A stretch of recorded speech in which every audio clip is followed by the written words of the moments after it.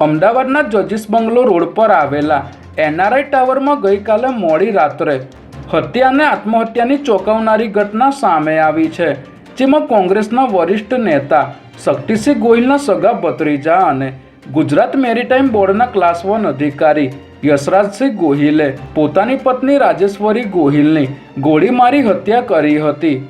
ગોળી વાગતાની સાથે જ રાજેશ્વરી લોહીલુહાણ હાલતમાં ફસડાઈ પડી હતી, જે બાદ ગભરાયેલા યશરાજે તરત જ 108ને ફોન કરીને જાણ કરી હતી, જે બાદ તબીબોએ તપાસ કરી રાજેશ્વરીને મૃત જાહેર કરી હતી।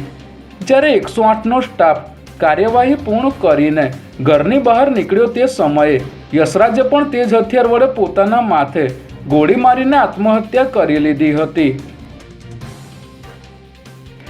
માત્ર 2 મહિના અગાઉ જ લગ્ન ગ્રંથિથી જોડાયેલા નવદંપતિ વચ્ચે થયેલી તકરારે લોહિયાળ વળાંક લેતા સમગ્ર વિસ્તારમાં ચકચાર મચી ગઈ છે। ત્યારે યશરાજસિંહ ગોહિલના નજીકના લોકોના જણાવ્યા અનુસાર 2 દિવસ પહેલાં જ યશરાજસિંહ અને તેની પત્ની સોલા પાસે આવેલા રણુજા મંદિરમાં દર્શન કરવા માટે ગયા હતા અને નજીકના દિવસોમાં જ તેઓ વિદેશ જવાના હોવાનું પણ જાણવા મળી રહ્યું છે। ત્યારે ઘટનાને પગલે એનઆરઆઈ ટાવર ખાતે ચુસ્ત પોલીસ બંદોબસ્ત ગોઠવી દેવામાં આવ્યો છે અને વસ્ત્રાપુર પોલીસ તેમજ ક્રાઇમ બ્રાન્ચ દ્વારા બંનેના મૃતદેહને પોસ્ટમોર્ટમ અર્થે ખસેડી ઘટના પાછળનું ચોક્કસ કારણ જાણવા તપાસ હાથ ધરી છે।